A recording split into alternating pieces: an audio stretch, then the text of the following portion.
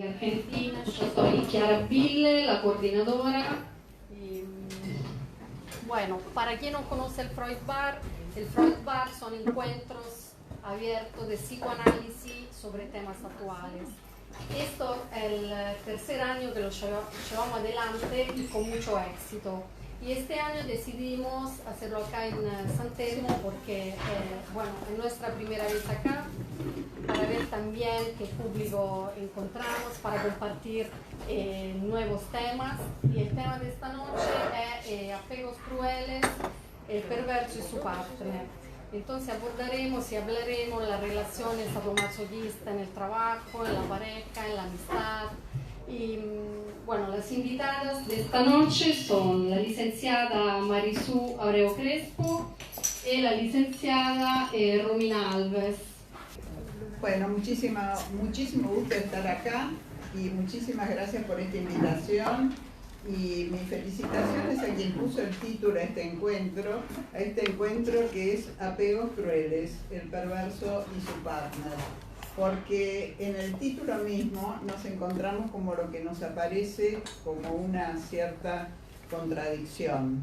Apegos, porque es alguien con quien tenemos una coincidencia, y crueles, la palabra cruel es muy fuerte, tiene su origen en el cruor, que es la sangre, quiere decir que tiene que ver con el derrame de sangre. Es una palabra muy fuerte. Entonces, ¿cómo es que puede existir un apego que por otro lado pone en peligro la propia subsistencia de la persona o que por lo menos la limita un montón?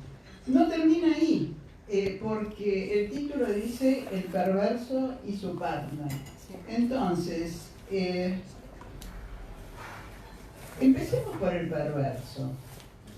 Perverso es una palabra que ha tenido muy mala prensa. Es una palabra con una connotación religiosa, moral, de índole negativa. Perverso es algo que está mal, sobre todo que se define en relación con lo que podríamos llamar normal.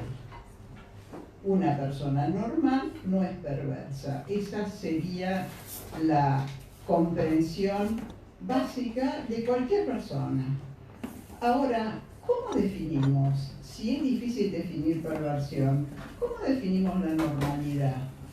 ¿Cómo nos ubicamos frente a esto? ¿Somos todos normales los que estamos acá simplemente porque estamos en una actividad cultural? ¿Qué significa perverso?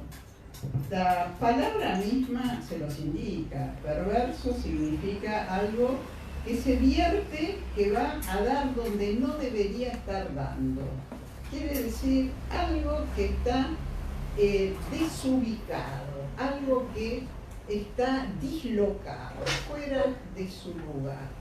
¿Y qué es esto? ¿Qué es esto lo que está dislocado, lo que está fuera de su lugar?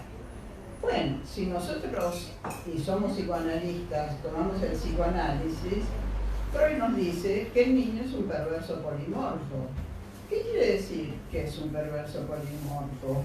Que hay toda clase de pulsiones mientras estamos creciendo. ¿Qué es la pulsión? Me dijeron que no hablen difícil. Entonces, vamos a hablar en fácil. Venimos al mundo con un montón de disposiciones innatas, energías, si ustedes quieren, instintos, pero como somos seres humanos que le damos una connotación diferente, lo llamamos pulsiones. Y la pulsión necesita satisfacerse. ¿Qué son las pulsiones? El frío, el hambre, la necesidad de amor, la necesidad de sentirse bien, la necesidad de alegría. Todo esto son estas fuerzas que tenemos adentro. Ahora, ¿qué es lo que es? ¿Cómo se puede satisfacer una pulsión? La pulsión se satisface a través de un objeto. Y volvemos a otra definición, pero no tanto, porque objetos somos cualquiera de los que estamos acá. El objeto de la sed es el agua. el objeto del amor es una persona. Para algunos una persona del sexo distinto, para otros una persona del mismo sexo, pero son emociones que se van a satisfacer a través de otra persona. Yo creo que acá se abren tantas avenidas, hay tanto para hablar de todo esto que tendríamos que hacer un seminario que durara por lo menos una semana viniendo todos los días. Eso se los aseguro. Porque este tema de algo que nos lleva a un vínculo que tiene estas características que son a primera vista dañinas para la persona, uno dice, bueno, ¿por qué no lo deja? ¿Por qué no se busca otro? Si lo más fácil es, y Freud lo dice, lo más sustituible de la pulsión es el objeto. Ah, pero acá caemos una trampa.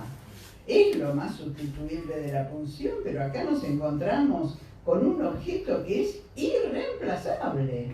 Es irreemplazable porque ha sido catequizado, ha sido elegido, ha sido revestido de todas las bondades de qué objeto.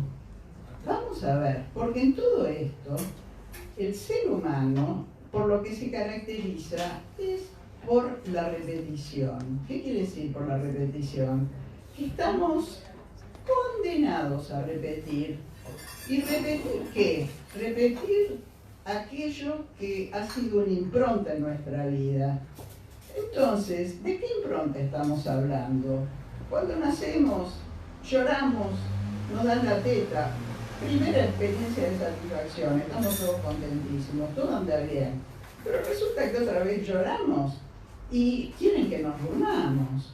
Y entonces, y otra vez, si somos un poquito más grandes y queremos jugar con un enchufe y no nos dejan, y queremos jugar con el gato y nos lo sacan, y todo, buenas noches, y todo es así. Entonces, tenemos el apego que está enraizado en esta persona que nos ha dado un reflejo en la vida, gracias a la cual nos podemos hacer personas, y por otro lado, estamos sometidos a los ideales de esa persona. Porque si cuando yo lloro, mi mamá quiere dormir, me dice, vení nena, que vos tenés sueño. Entonces, quedamos tan sometidos a estos ideales que esta es la razón por la cual este objeto perverso toma ciertas características de estos objetos idealizados, de estos objetos que son irreemplazables porque son los primeros objetos. Bueno, para hablar en una librería, yo creo que lo mejor que puedo hacer es traerles un libro. Un libro que era un libro famosísimo en la época de Freud, lo leía todo el mundo, de un autor que era absolutamente popular, que se vendía en todos los lugares y la gente lo disfrutaba un montón. ¿Quién era este autor? Leopold von Sacher-Masoch. De ahí sale la palabra masoquismo, como ustedes saben. Era un personaje que hablaba de sus propias experiencias. ¿Y de qué experiencias hablaba? Él relata en algún momento que yendo a la casa de su tía, que tenía una especie de estancia, estamos hablando de Centro Europa, fue a figonear en el dormitorio del tío y de la tía. Y de repente vio que iba a entrar la tía y se escondió en el ropero. Y entró la tía con un señor a quien él no conocía. Y empezaron a ponerse cada vez más cariñosos y a estar en una situación más íntima. Y él en el ropero, 5 años, así lo cuenta. ¿Verdad o fantasía? No lo sé, pero para el caso da lo mismo. ¿Qué sucede ahí? Sucede que estaba este niño aterrorizado mirando a la tía con este señor, cuando de repente entra en la habitación el tío. Entonces, sobrecogido de miedo, ahí chiquitito en el ropero, no sabía qué es lo que iba a pasar, para encontrarse que ante la mirada condenatoria del tío, se levanta la tía en su espléndida desnudez y le dice: ¿quién sos vos para molestarme? ¿No te das cuenta que estoy ocupada? ¿Vos no te das cuenta? ¿Qué manera de maltratarme es esa? Este es el esquema que va a reproducir hasta el cansancio Sacher Masoch en sus libros. ¿De qué manera lo produce? Estamos en pleno romanticismo alemán. El título es La Venus de Pieles. ¿Por qué La Venus de Pieles? Es un libro famosísimo. Acá se hizo en teatro hace no mucho. ¿Por qué Venus de Pieles? Porque empieza enamorado de una estatua. ¿Y por qué se enamora de la estatua? Porque es frío y distante. Y luego de ahí progresa hasta hacernos entrar en su mundo, donde va a hablar de una relación consentida por dos personas, tan consentida que van a firmar un contrato de una duración determinada, 6 meses, contrato durante el cual cada cual va a satisfacer estas pulsiones, estos deseos que van a satisfacerse a través de la relación con el otro. Y como para que tengan una pequeña idea, y con esto le dejo después a Romina que siga hablando de estas cosas. Contrato entre Sacher Masoch y Wanda. Wanda era su mujer, su esposa, su legítima esposa. No estamos hablando de personajes imaginarios. Esclavo mío. Las condiciones bajo las que os tomo como esclavo y os permito estar a mi lado son las siguientes. Renuncia completa e incondicional a vuestro yo. No tendréis otra voluntad más que la mía. Seréis en mi mano un instrumento ciego que cumplirá sin resistirse todas mis órdenes. Y así sigue. No seréis ni mi hijo, ni mi hermano, ni mi amigo. No seréis otra cosa que mi esclavo, que yace en el polvo. Así como me pertenece vuestro cuerpo, así también me pertenece vuestra alma. Y por mucho que sufráis, habréis de subordinar vuestros sentimientos y vuestras emociones a mi dominio. Y acá llegamos al título de este encuentro. Me estará permitida la máxima crueldad. Quiere decir que esto era un consentimiento entre adultos, como se dice ahora, adultos que consienten, que tenía un límite en el tiempo. Y la idea era que después de esto no se iba a hablar, íbamos a seguir en la relación como si tal cosa. Como les digo, esto se leía con una avidez brutal en la Viena tradicional. Tanto hombres como mujeres, y se hablaba de esto porque estaba lejos.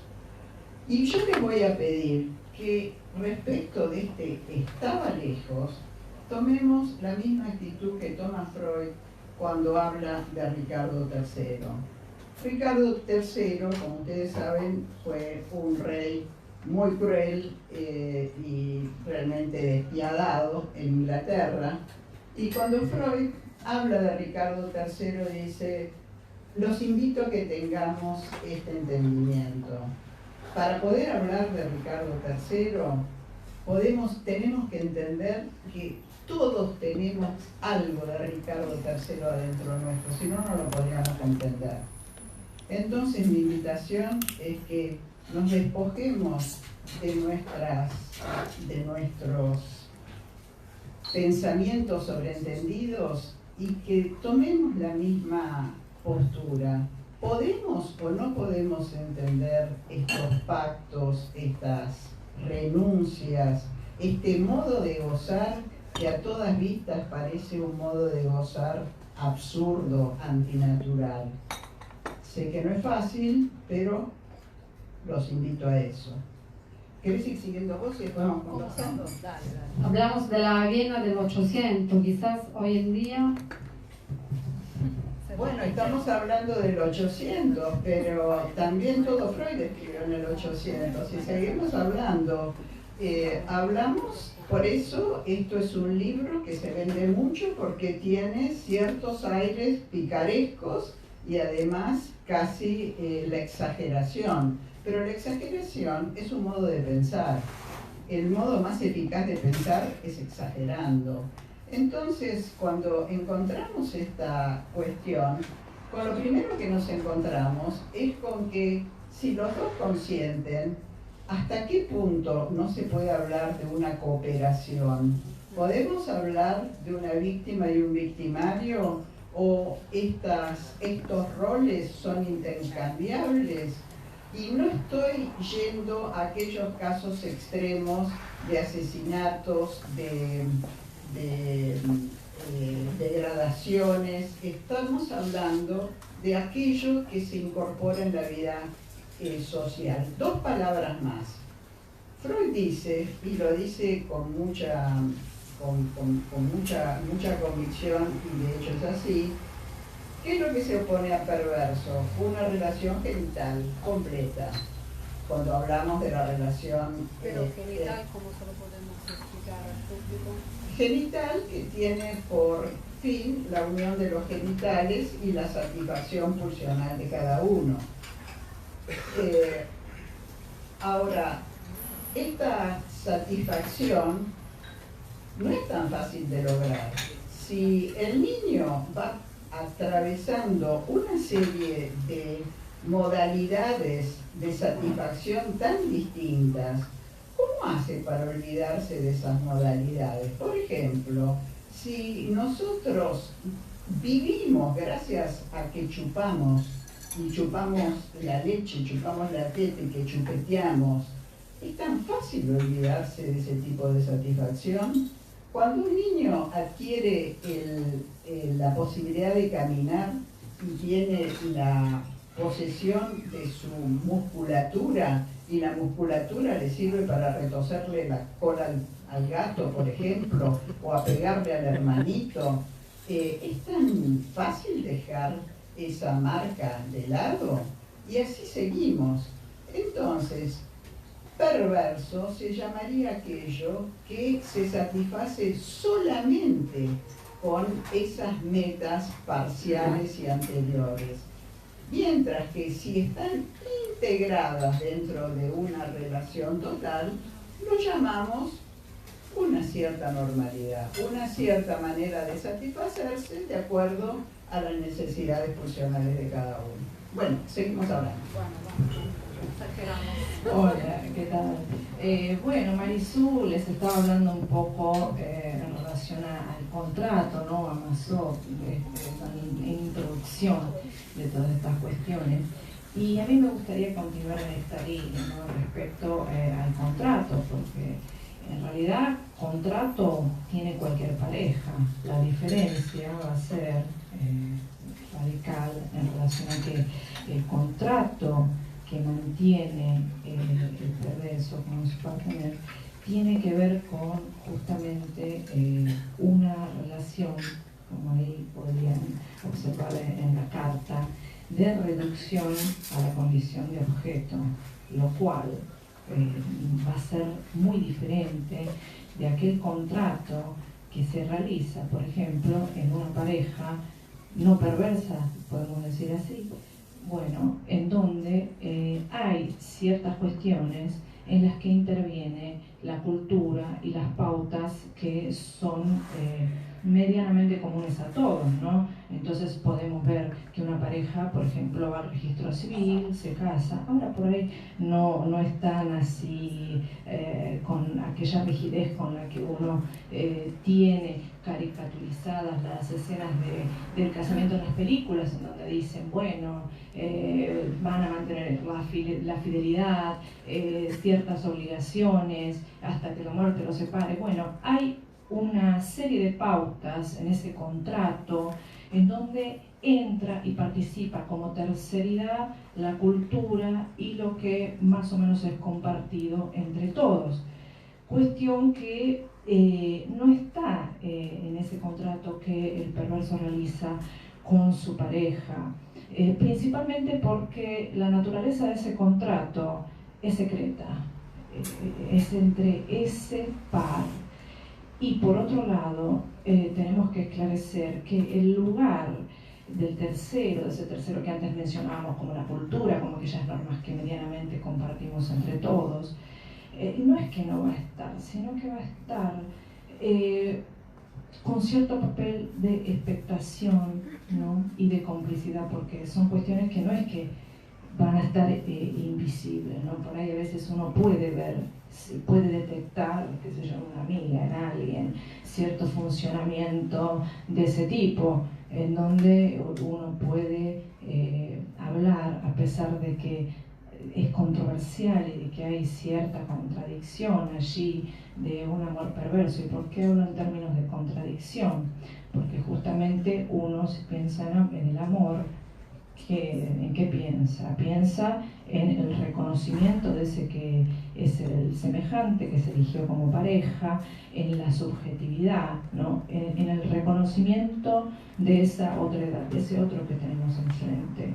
En el caso, ¿no?, del perverso, lo que uno ve es que ahí hay una reducción a esa condición de objeto que va a tener que ver con una modalidad de satisfacción, con una modalidad de goce muy particular, y en la que, como dijo Marisú, justamente interviene esa complicidad, esa complementariedad, ¿no? En donde algunos autores hasta incluso hablan en términos de víctima cómplice, ¿no? Entonces uno puede llegar a pensar, como decía Marisú, ¿qué pasa? ¿Cómo es que esto se mantiene y se lleva adelante y uno ve esos funcionamientos y hasta puede indignarse y decirle, no, pero mira, y el otro no ve? Tiene que ver justamente con todo un funcionamiento y todo un enganamiento que aparece discursivamente por parte de aquel que lleva adelante este tipo de relación, pero en el lugar de director, podríamos decirlo, ¿no? El director, en tanto que genera cierta sumisión en esa reducción del partener a condición de objeto. Entonces, si uno piensa, ¿no?, en muchos autores franceses que hablan en términos de, por ejemplo, un alegato amoroso, ¿no?, o un amor hipócrita, en donde aparece todo, ¿no?, un funcionamiento y un uso instrumental del amor y del discurso que se dirige. Pero creo que después. No, después. No, está bien. Entonces,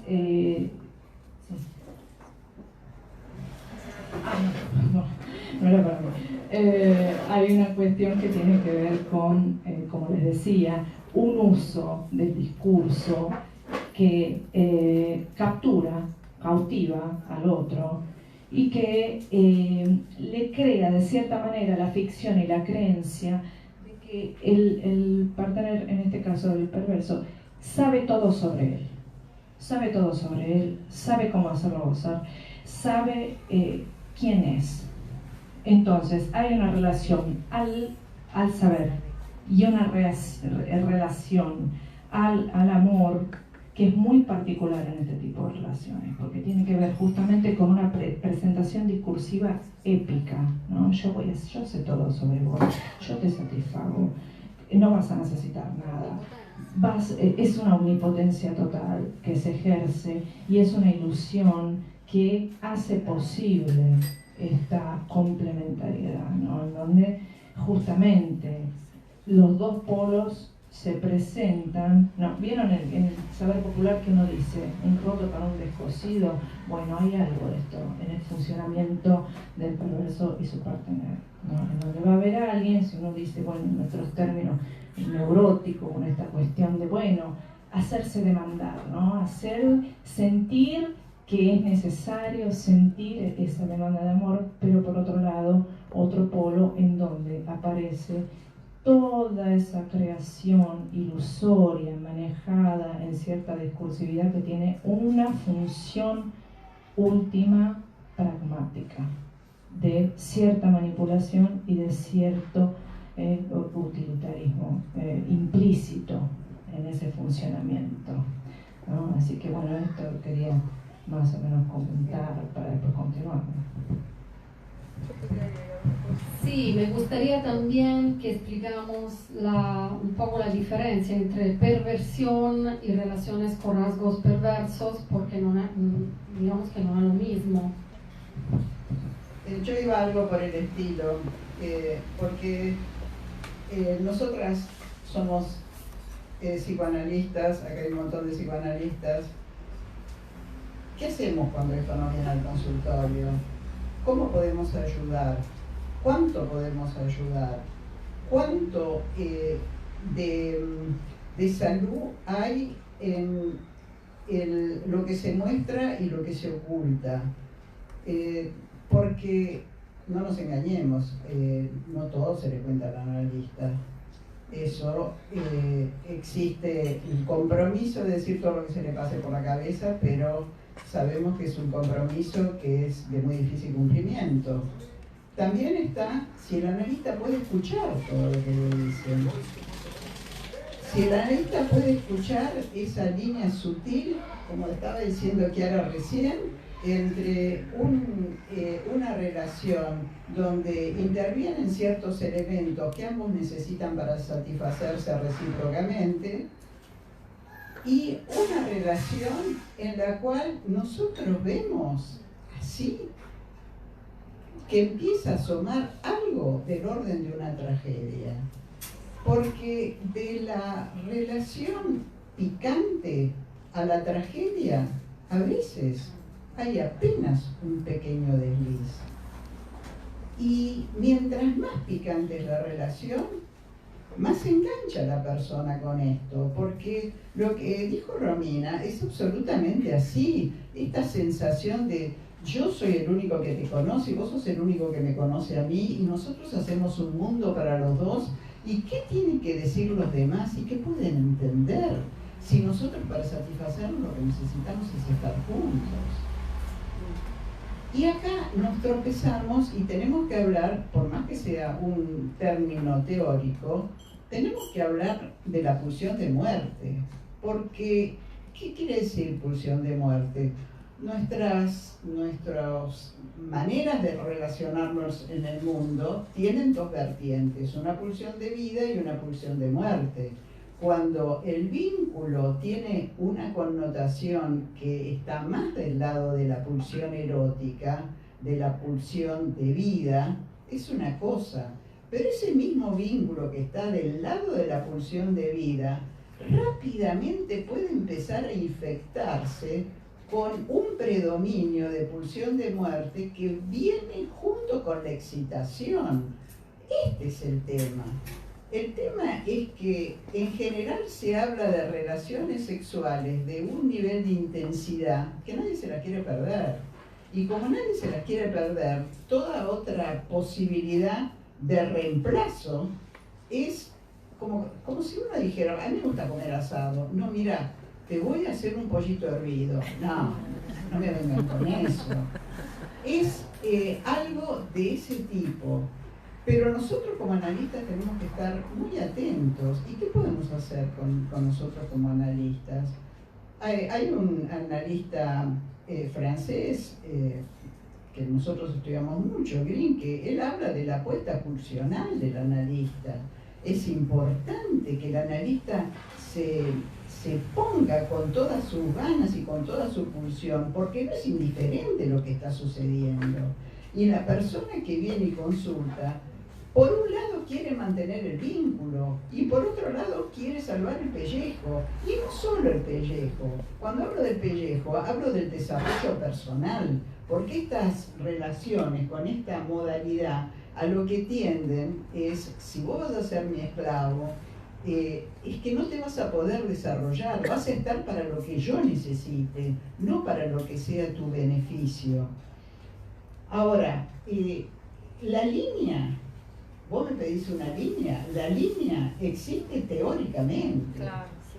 En la práctica y en la cotidianeidad es muy distinto. Este es un tema, el de la línea. El otro tema es algo también emparentado con la pulsión de muerte y es lo que Freud llama la demoníaca compulsión de repetición. Porque supongamos que cambia de novio o de novia. ¿Y qué sucede cuando después de un tiempo las relaciones vuelven a tomar un cierto cariz que recuerda enormemente esa otra relación de la cual se huyó?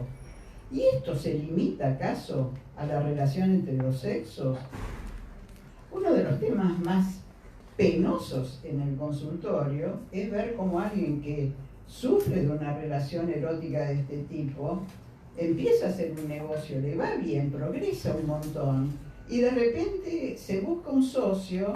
Les estoy hablando de un caso real. Se busca un socio que es un tipo que lo conoce de toda la vida, honesto, además le lleva toda la parte contable, fantástico. Por X razones, cuando llega el momento de disolver la sociedad, se pierde todo el esfuerzo de 10 años de trabajo. Entonces, esto que sucede en lo erótico, también sucede en lo que es importante para la vida de cada uno. Esto yo creo que es el punto más duro, más que menos nos gusta hablar, de por qué en todas las personas existen ciertas tendencias masoquistas. Y acá es donde les pido a ustedes que nos desprendamos de la idea de que esto le pasa nada más que a unos perversos que no somos nosotros, porque las tendencias masoquistas, Freud lo dice, hay un masoquismo primario, quiere decir, nacemos con algo, con una tendencia a la destrucción, que para poder seguir adelante tenemos que erotizar. Cuando antes al chico se le pegaba un coscorrón en el colegio, el chico tenía que erotizarlo y decir, ahora voy a aprender todas las tablas. Y así, si no lo puede erotizar, queda simplemente con esta sensación de no servir, no soy bueno, no le sirve para nada. Bueno, es un tema muy difícil para el psicoanalista. ¿Por qué? Porque acá estamos con la roca dura de algo que va en el sentido de la pulsión de muerte. Entonces, lo que decía Chiara, es muy importante deslindar estas dos posibilidades. Bueno, no sé si vos también querés. Sí, en relación a esto que Marisú traía tan bien ilustrado respecto al ejemplo, como muchas veces, digamos, cuando se rompe un lazo de este tipo, aparece inmediatamente alguien que sustituye esa función, y no necesariamente tiene que ser una pareja. A ver, este tipo de vínculo, ¿no? Hablábamos de apegos crueles, es el título de nuestro encuentro. Este tipo de modalidad vincular muchas veces puede aparecer en otros espacios que no el de la pareja, ¿no? Uno puede ver o escuchar muchas veces, ¿no?, en la vida cotidiana y también en el consultorio, quienes nos dedicamos al psicoanálisis, como, por ejemplo, hay situaciones en los trabajos en donde aparecen jefes con determinadas características y donde alguien del grupo siempre toma ese lugar, ¿no?, para tener de ser aquel que queda totalmente reducido a una situación de objeto y de sometimiento absoluto, y lo cual muchas veces, digamos, al no existir de una manera tan clara ese contrato implícito que uno puede identificar en la pareja, genera todavía mucho más sufrimiento que aquel que se sostiene en una relación en donde, bueno, de cierto modo existe esta complementariedad y, bueno, hay dos polos jugando el mismo juego, ¿no? Esto también es importante comentarlo y conocerlo, ¿no? Acá hay una consulta. ¿Hay preguntas? ¿Quién quiere? Del Facebook del Freud Bar. Daniela Ledesma pregunta. Hola, si pueden aclarar acerca del masoquismo y la repetición. Y además, soy pegado, ¿soy amado? Interesantes. ¿Quieren ¿Contestar ahora o esperamos? Perdón, la que hace la pregunta, ¿es psicoanalista? No sé. No sabemos. Le preguntamos, ¿sos psicoanalista, Daniela? Bueno, no importa.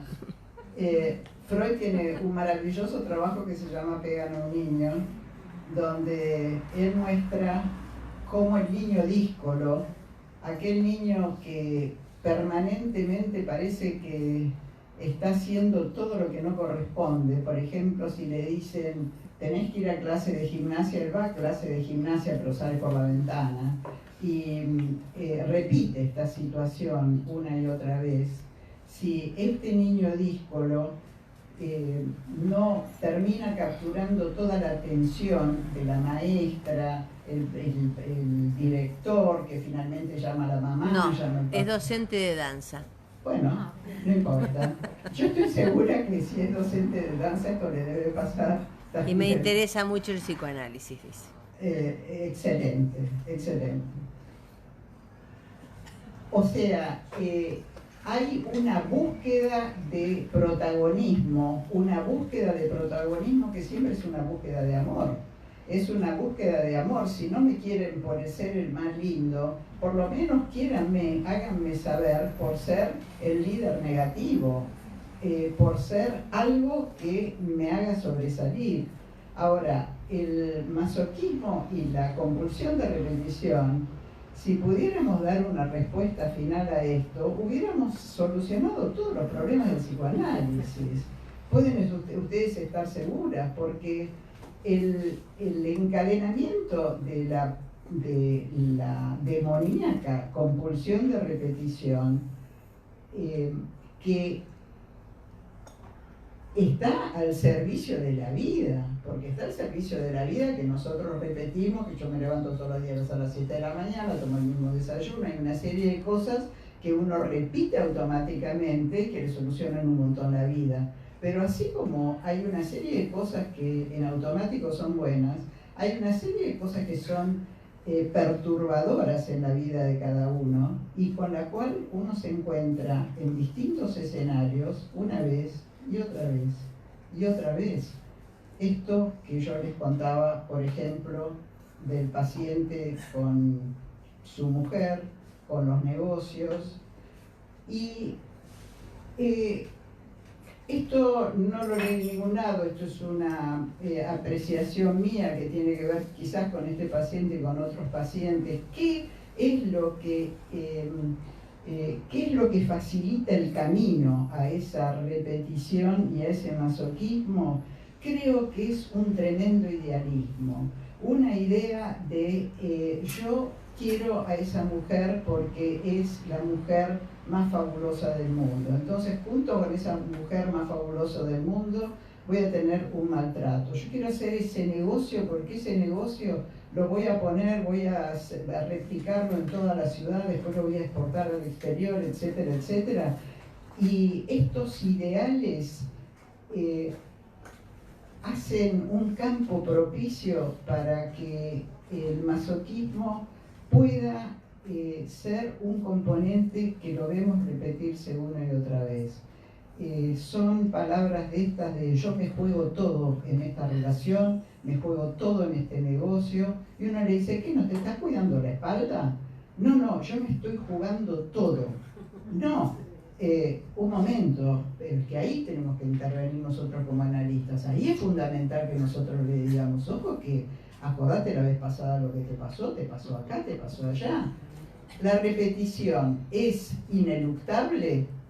Nosotros tenemos que tratar que de repetición en repetición haya una variación.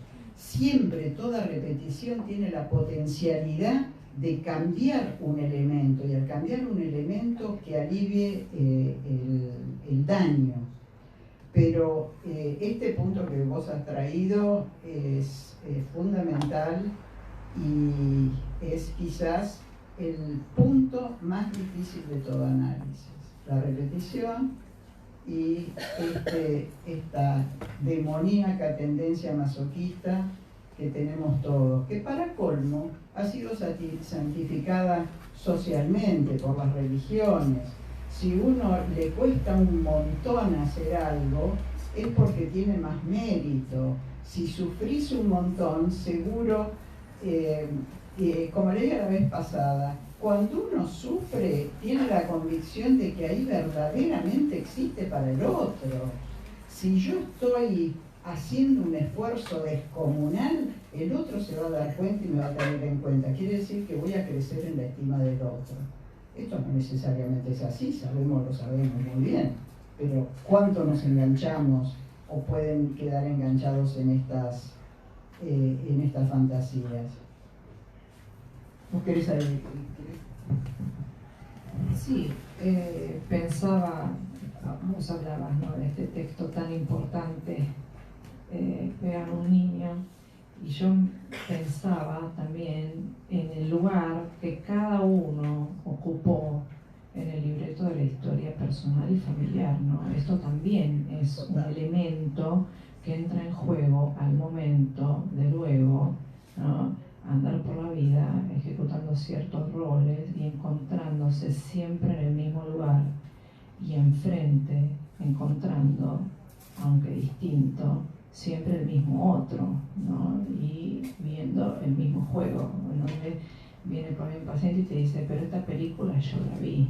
Bueno, evidentemente, en ese camino del análisis, en esa trayectoria, tal vez falte un poquito más seguir viéndola, como para poder dar lugar al surgimiento de eso novedoso que corta el circuito de la repetición, ¿no?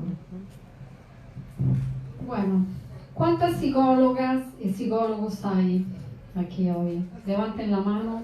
Oh. Arriba también. ¿Hay preguntas en el público? También los amigos del piso de arriba. ¿Alguien que quiere preguntar? ¿Puedo preguntar algo? Sí. Arriba, debajo de la mesa. Hola, Hernán. Qué raro. Cuando uno habla de fantasías perversas, Ajá. ¿son perversas las fantasías? ¿Hay fantasías perversas? Esa es la pregunta. Ahí se termina el signo de interrogación. Gracias. Muy buena pregunta. pregunta. Excelente pregunta.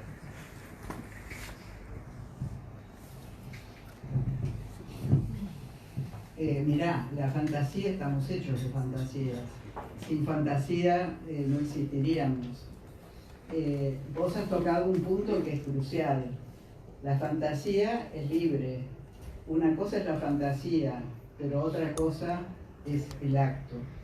Es muy distinto una fantasía perversa que un acto perverso.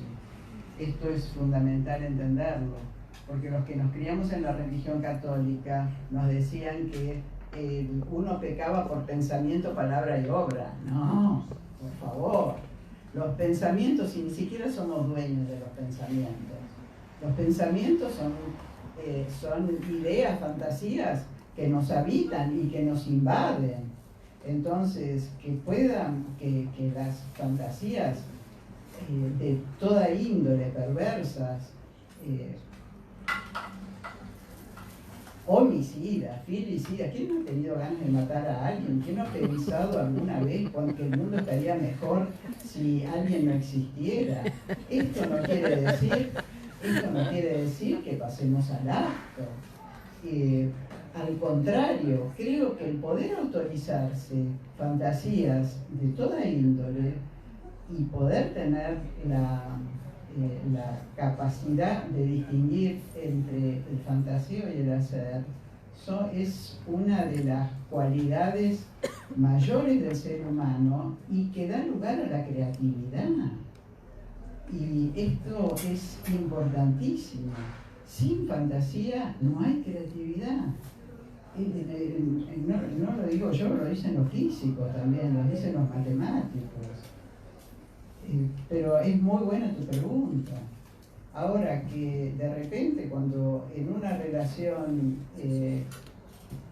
entre comillas, normal, se cruce una idea perversa, bueno, esto es como el sueño. A uno le pueden acusar de haber tenido un sueño que no sea el más edificante. ¿Por qué? Si el sueño es algo donde uno es meramente pasivo y es como una película que está pasando dentro de uno, ¿también nos van a hacer pagar impuestos por los sueños? No puede ser. Ella quería contestar algo. Bueno, quería agregar algo en relación a la fantasía, es que justamente la fantasía, o sea, a ver, de cierta manera previene del acto, ¿no? Porque uno se enoja con alguien, tiene ganas de matarlo, se hace su película, pero no va y lo mata. Si va y lo mata ya estamos en otro campo, ¿no? ¿Cómo se dice? El hombre bueno lo sueña, el malo lo hace, o sea, en este sentido. Entonces, las psicólogas tienen preguntas. Y los no psicólogos, todos. La mayoría son psicólogos. Son Sí, cosas de los la psicólogos vida. son cosas de la vida. Aquí, el plano del plano de abajo, el piso de abajo, vemos planos así. La mayoría son psicólogos. O comentarios. Quería hacer una Ya, corrección. mi mamá. La pregunta también en Me relación gusta a la pregunta del público.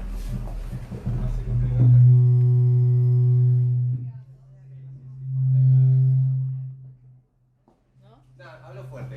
¿Qué papel tiene la cultura en todo esto, ¿no? De la creación, la constitución de personas que se satisfacen, digamos, sus pulsiones a costa del sufrimiento ajeno? ¿Qué papel cumpliría la cultura?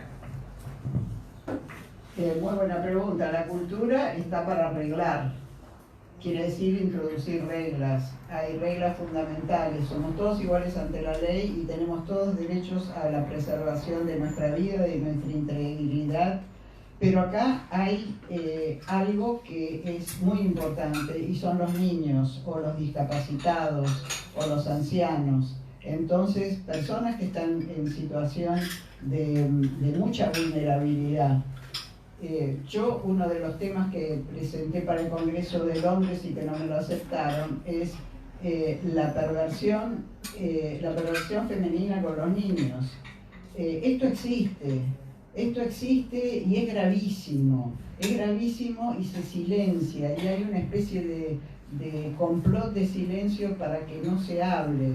Pero ¿cuánto daño hay en una madre que cría un hijo? No estoy diciendo este daño que quería la bicicleta y en vez de eso le compró la enciclopedia. Estoy hablando de daños reales, daños físicos, daños de desprecio de la individualidad. Estos daños, ustedes saben que una de las figuras que apareció es la figura del defensor del menor dentro del sistema judicial. Esta idea empezó hace más o menos 10 años porque se vio claramente que en un divorcio los niños no eran consultados y no eran consultados y si eran consultados en un principio nadie sabía qué les pasaba después o con quién estaban, o que los dejaban con la mamá, pero la mamá los dejaba con la tía y después los ponían en un colegio, hacían esto, hacían lo otro, como si fueran verdaderamente cosas, no individuos, no seres humanos. La cultura juega un papel importantísimo en todo esto, no solo en reglar, sino en concientizar, en transmitir estas nociones, en transmitirlas, y nosotros como psicoanalistas estamos también muchas veces en situaciones muy complejas. Yo recuerdo una psicoanalista, no fui yo, era una psicoanalista de niños que se dio cuenta que un chico estaba siendo abusado por la pareja de su mamá, y esta mujer que estaba haciendo dibujos, juegos con el niño y que se interiorizó de la situación, lo que hizo fue llamar a la madre, a la abuela, al director del hospital, poner la situación de relieve. Nosotros no podemos mirar para otro lado cuando una vida está comprometida. Acá estamos rozando un hilo muy delgado entre la necesidad de la confidencialidad, pero cuando hay una vida en peligro, nosotros algo tenemos que hacer, ¿o no? Digo, eso digamos en ciertos casos específicos, pero también se había hablado, digamos, de que la perversión no necesariamente es una persona casual, como un error en la Matrix, que es terriblemente dañino y que está fuera de la norma. Digo, también hay aspectos perversos, tenemos todas las personas que algunas las llevan a cabo y otras no. Bueno, digo, también me parece que la cultura, hay algo del discurso, ¿no? Del relato, de que si te cuesta es porque lo vale, si te pega te quiere, digamos, ciertos discursos que también tenemos como cierta responsabilidad de irlos transformando, la responsabilidad como sujeto de cambiar la cultura para que esos relatos no se sigan reproduciendo en las sociedades. Nosotros no somos agentes de cambio de la cultura, somos agentes de denuncia de la cultura como psicoanalistas. Eso sí, que lo fue Freud desde sus comienzos. ¿Qué quiero decir como denuncia de la cultura? Denunciamos ahí donde hay algo que puede hacerle daño a una persona, pero nosotros no estamos en el Congreso haciendo las leyes y tratando de cambiar la cultura. No somos sociólogos, nuestra tarea es el paciente. Y si no, no hacemos nada al final. Si tratamos de hacer todo, no hacemos nada. Pero la tarea del psicoanálisis es denunciar la cultura, por supuesto que sí. Denunciar ya hay un cambio, ¿no? Sí. Denunciar ya hay un cambio, porque cada persona tiene un montón de personas a las que influye. Un montón de personas que están alrededor de ellas. Pero esto no solamente respecto de una relación con un niño, también, bueno, ustedes han visto montones de cosas que hay en las empresas o en el mundo. Las relaciones de pareja también. En las relaciones de pareja, en el mundo cinematográfico, en todos lados. Esto es... Perdón. Allá. Una pregunta. Sí. ¿Por qué crees que se quiere silenciar el tema que vos propusiste para el Congreso?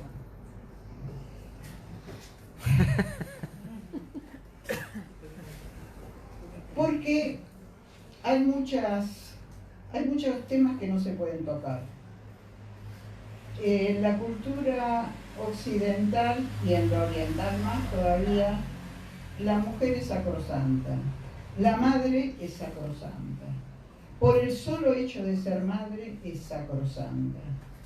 Como si el hecho de ser madre le quitara a una persona las pulsiones eróticas y las pulsiones de agresión. Una persona siempre está requerido por dos tipos de pulsiones, las pulsiones de vida y las pulsiones de muerte, como decíamos.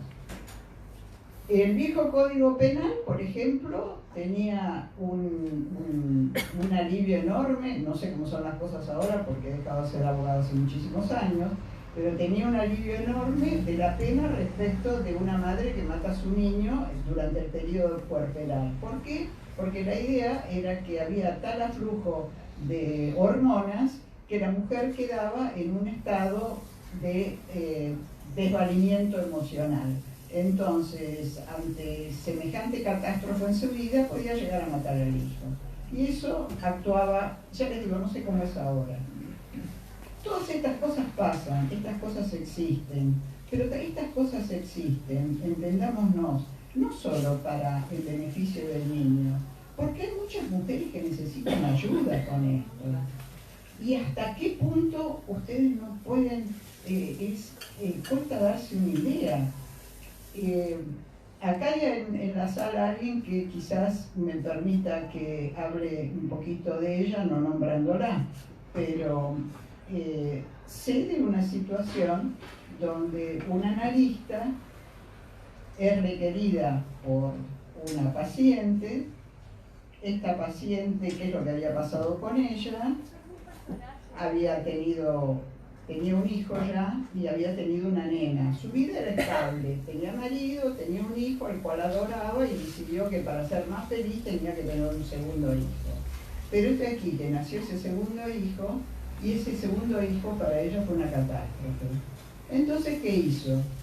Le sacó $10.000 a la mamá que los tenía en un ropero y desapareció. Desapareció de todos los lados, desapareció de su casa, abandonó al hijo, al marido, no le dijo siquiera nada a la madre, nada. Cuando esta persona busca ayuda, una ayuda terapéutica, se trata de una persona con gran capacidad de un artista, una persona que pinta, empieza a producir unos dibujos en los cuales ella se muestra de espaldas a la nena con una muñeca rota y que la está sacudiendo y le pega, ella en una cocina destruida, con una cara de odio que muere, fumando un pucho que se le cae de la boca. Y entonces, hablando con esta colega, decíamos, es que esta mujer cuando se fue de la casa lo hizo para preservar a la hija. Después pidió ayuda terapéutica, pero en ese momento se debe haber sentido con una presión insoportable y sentía que se le iban las manos contra esa chica que además le había arruinado el vínculo que tenía con el hijo varón, que le protestaba porque había dejado de ser único. Entonces, nos encontramos con estas situaciones que verdaderamente son difíciles. Ahora, ¿quién se mete con estas situaciones? Y la gente que trabaja, por ejemplo, en las cárceles de mujeres, en ciertos lugares de riesgo, porque si no, en general, en los consultorios médicos se silencia esto. Es difícil que esto salga a la luz. Y socialmente se silencia mucho también. Ahora, si me lo bocharon por eso, porque el trabajo era malo, no lo sé, pero las dos hipótesis pueden ser válidas. Pero a mí me parece un punto que nosotros como terapeutas no nos podemos hacer dejar pasar. Bueno, tenemos una pregunta atrás. Bueno, yo pido disculpas porque llegué tarde y a lo mejor hablaron de esto, pero a mí, en relación a lo que se estaba moviendo, digamos, me parece que sería interesante si se pudiera diferenciar entre estructura perversa, acto perverso, perversidad y perverso polimorfo, ¿no? Me parece que son como puntos interesantes porque, digamos, se puede hablar de estructura perversa y me parece que hay como una cuestión, no sé, a lo mejor que estoy escuchando, donde se confunde lo perverso con lo maldito, digamos, con aquello, y creo que tiene que ver, a mi criterio, digamos, con una cuestión vinculada al mecanismo en juego, que tiene que ver con la renegación, el repudio y la... Gracias. Si queremos, no sé si hay otra pregunta por Y Facebook, alguien decía o que definan lo perverso, que por ahí sería útil, sí, es o importante. cómo desligar del placer lo tanático, o cómo irrumpir lo nuevo en una compulsión de repetición. Bueno, preguntita sencillita. Bueno, lo que vos decís es absolutamente así. Nacemos con todas disposiciones, por eso Freud dice que el niño es un pequeño polimorfo, gusta de mostrarse desnudo, de masturbarse públicamente, de hacer lo que se le da la gana, y luego la cultura misma, al intervenir a través de los padres, va moderando, va reprimiendo esas tendencias, no totalmente, y va permitiendo que el niño ingrese en la cultura y que vaya accediendo a una estructura que podríamos llamar medianamente normal, basada en la represión, digamos. Por lo que vos hablás de la estructura perversa, estamos ahí en otro lado completamente distinto. Hoy en día, yo no sé, a mí por lo menos, porque dicen que el perverso total ese no aparece nunca en el consultorio, no aparece. Lo que sí aparece, y hay mucho, son sujetos escindidos en los cuales hay una vida que transcurre de un modo bastante, llamémoslo normal, un ejemplo. Bueno, un señor que va, trabaja, tiene familia, saca a la familia los domingos, y bueno, y después tiene algún tipo de relación perversa con alguna otra persona que acepta esa relación perversa y en la cual se complace. Estas decisiones son mucho más frecuentes de lo que se piensa, muchísimo más frecuentes. También es cierto que hace falta muchos años de análisis para que el paciente lo confiese, porque el paciente está identificado con el yo oficial, no con el otro yo que queda un poco en el placar, para decirlo de algún modo. Lo más común es a veces una relación de corte homosexual, llamemos, con un joven y mientras mantiene una estructura familiar común y manda a los chicos al colegio, es muy cuidadoso de los chicos, que nadie lo moleste, etcétera, etcétera. Ahora, esto lo ponemos siempre en el varón. Yo personalmente he tenido un par de casos con mujeres, con situaciones a veces que a mí personalmente me han preocupado mucho, porque estaba muy cerca de la tragedia, muy jugando al borde de la tragedia. Personas profesionales, inteligentes, desarrolladas, con familia, marido, hijos, todo lo que la cultura espera de alguien, y de repente empiezan a anudar relaciones volcánicas, porque esto es una de las características, relaciones absolutamente volcánicas con alguien que empieza a tener esta modalidad que a mí personalmente me preocupa y que está muy cerca de la tragedia. ¿Por qué digo muy cerca de la tragedia? Porque son relaciones tan intensas en que los celos empiezan a tomar dimensiones de celos que no son celos neuróticos, celos psicóticos. Entonces, no estamos tan lejos de Otelo en esos casos.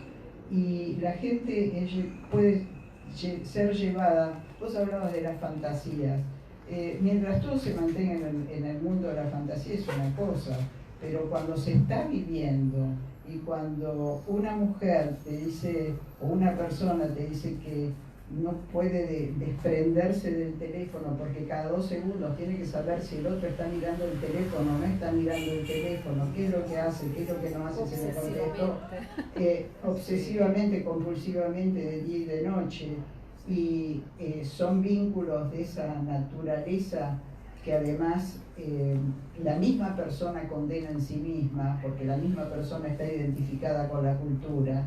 Bueno, este tipo de relaciones perversas hay un montón, Me parece que no hay lugar para empezar con los mecanismos de defensa que entran en cada caso. Lo que me parece que es importante es entender que las potencialidades están desde el niño, desde que nace. Después, cómo se va armando cada ser humano, y eso es un misterio. Y acá hemos dejado de lado un elemento que me parece que hay que introducir, que son las identificaciones. Nos armamos con identificaciones. ¿Qué quiere decir identificaciones? Nos hacemos a medida y a semejanza de las personas que están cuidándonos, que están cerca nuestro, que son influyentes en nuestra vida. Después son las personas con las que más nos peleamos, pero no importa. Son las personas que son el cemento con el cual nos vamos armando. Las identificaciones son cruciales en la vida de una persona. Perdón. Sí, esto en realidad de las identificaciones es muy importante, porque justamente, y retomando lo que habíamos hablado antes respecto a descubrirse siempre en el mismo lugar, o descubrirse llevando adelante el mismo libreto o el mismo rol, justamente lo que tiene que ver ahí es el proceso de identificación, digamos, con qué lugar nos identificamos, o con quién nos identificamos, o con qué rasgo de ese otro nos identificamos. Me parece que bueno, que venía muy al caso y que es muy válido poder aportarlo. Bueno, si hay otras preguntas. Acá Claudia Borenstein. Buenas noches, Claudia Borenstein, que es la presidenta de la Asociación Psicoanalítica Argentina y también asesora del Freud Bar. Bienvenida, Claudia. Dice, ¿puede cambiar el perverso? Uno podría tratar de escapar de las personas perversas si se da cuenta, pero evidentemente no es fácil a veces no caer en la trampa. La víctima del perverso puede salvarse, pero el perverso, ¿puede? Muy interesante. Vamos, Marisol. Te coloco un tete-a-tete. Yo les recomiendo, para los que no la vieron, una película alemana durísima pero sensacional, que se llama El hombre del bosque. La película es terrible porque el sufrimiento que le imponen al espectador es brutal. Es un hombre que sale de la prisión, ha estado como 15 años preso por abusar de una niña, de una menor. Y entonces sale destruido, y le consiguen un trabajo en una fábrica donde trabaja como un desesperado verdaderamente. Y enlaza una relación afectiva con una mujer que aparece con todos los atributos masculinos, con bíceps, muy desarrollada, y que de alguna manera lo prohija este hombre, y él trata de engancharse en esa relación.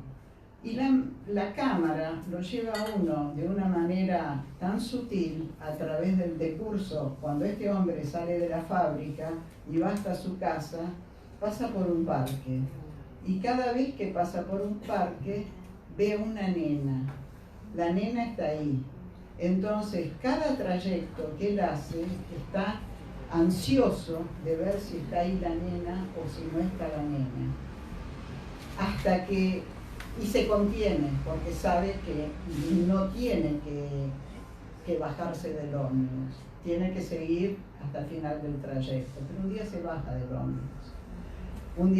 del ómnibus. Camina hacia la nena. La película es fantástica. La nena tendrá 8 o 10 años. Es una nena regordeta, querible. Y la nena le dice hola, él le dice hola, y uno puede ver toda la tensión en el cuerpo de ese hombre, porque eso es lo pulsional de él que le sale por cada poro de su cuerpo. Y sabe también, porque ha sufrido el castigo, que eso él no lo puede y no lo debe hacer, y además porque también se condena a sí mismo. Y entonces la nena le dice, vos podés hacer conmigo lo que vos quieras, en la película. Y cuando la nena le dice eso, es como si él se despertara, como si él tomara conciencia de que sea cual sea la facilidad, no puede caer en eso. ¿Puede cambiar el perverso? Creo que el perverso es una persona que tiene un sufrimiento brutal. Podemos ayudar a cambiar. A mí nunca me cayó un perverso así en el consultorio y dudo que caiga un perverso así. Pero la película lo que muestra es un cambio, pero protésico. Por un lado, sabiendo que lo mandan a la cárcel, pierde el trabajo, la hermana, que es su único sostén que tiene, ya lo deja de ver para siempre, y además su propia condena. Porque no es que no haya un super yo, hay un super yo cruel, hay un super yo que lo lleva una y otra vez a buscar algo que está muy cerca de la pulsión de muerte y de algo que lo condena a sí mismo. Entonces me parece muy pertinente la pregunta de Claudia. ¿Puede cambiar un perverso?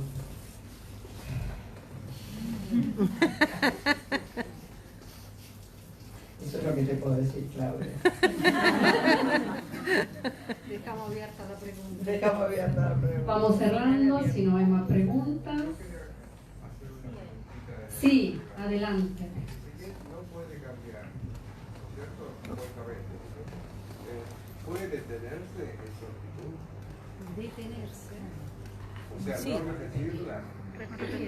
Bueno, en la película es lo que se muestra, por eso dije protésica. Necesita una ayuda externa más allá de su propia condena. La ayuda externa está dada por la hermana que le consiguió trabajo en la fábrica, pero no lo deja ir a la casa porque tiene 2 hijas y no quiere que el tipo se acerque. Y con esta mujer, que no es la que le gusta, pero que de alguna manera está. Entonces está como si fuera controlado. ¿Controlado por qué? Por ciertos controles que él mismo ha buscado. Entonces puede reintegrarse a la sociedad, sí, con un esfuerzo brutal y con un sufrimiento brutal. Eso muestra la película. Como te digo, yo no tuve ningún paciente perverso, no sé. Es difícil que lleguen al consultorio. Bueno, cerramos. Yo he tenido una situación. Ah, sí. Yo he tenido una situación hace muchos años que vino derivada por un juez para hacer un estudio, un psicodiagnóstico, y era un obsesivo grave que había pedido turno a las 10 de la mañana y llegó a las 4 de la tarde. Y era muy gracioso en un primer momento porque me decía que tenía que abrir la puerta y la cerraba y nosotros nos fijábamos si no había nadie, abrió la puerta, decía que tengo que abrir y cerrar 23 veces, tengo que subir y bajar el escalón 23 veces, tengo que dar... No, llegué tarde porque no pasaba la marca de autos que tenía que pasar para que cruzara. Y bueno, uno al principio era muy angustiante todo lo que contaba porque era terrible la cantidad de rodeos y rituales. ¿Y cuál era la realidad? Que era un maestro de jardín de infantes y él tenía dos sobrinas gemelas que vivían en la casa y él tenía la fantasía de tener relaciones con las nenas y con los alumnos. Y por más que hiciera, cada vez aumentaban los rituales y aumentaban los rituales, pero él sentía que en algún momento podía desbordarse y entonces esto pidió una ayuda porque había pedido una ayuda psiquiátrica y entonces el juez quería determinar hasta qué punto se le podía dar una jubilación preventiva, hasta qué punto era una amenaza para la sociedad. Lo único que yo pude ver en ese caso era la angustia, como vos decís, de un hombre que sufría un montón. No supe después qué es lo que pasó, porque una vez hecho el estudio él fue al juez, pero sí la desesperación de este hombre porque él lloraba diciendo yo las amo a mis sobrinas, pero es una fuerza que cuando las veo me tengo que ir, tengo que hacer un montón de rituales, ¿no? Esto es lo más cerca que estuve de una situación de este nivel, que no la concretó, por lo menos hasta ese momento. Bueno, gracias. De todas maneras, ahí hay una enorme defensa obsesiva que mantiene a raya, quiere decir que hay una estructura neurótica dañada severamente, pero en esa escisión que este hombre sufre, hay un yo suficientemente cohesionado, que está cohesionado con esa neurosis obsesiva extrema. No da la impresión, por lo que vos decís, que fuera alguien que pasa el acto, pero sí alguien que sufre, que está casi paralizado para su vida. En el idioma psicoanalítico. Bueno, muchísimas gracias por asistir, gracias a todos. Marisú, Romina. Para el próximo encuentro del Freud Bar vamos a publicar la fecha, el título, el lugar en el Facebook del Freud Bar Buenos Aires y los esperamos. Muchas gracias a Alicia Lagarrigue por la transmisión en vivo, a Javiera Márquez Rosas, que es la asesora del Freud Bar, junto a Claudia Lucia Borestein, presidente de la Asociación Psicoanalítica Argentina. Y bueno, nos vemos pronto, los esperamos en el próximo encuentro del Freud Bar. Muchas gracias.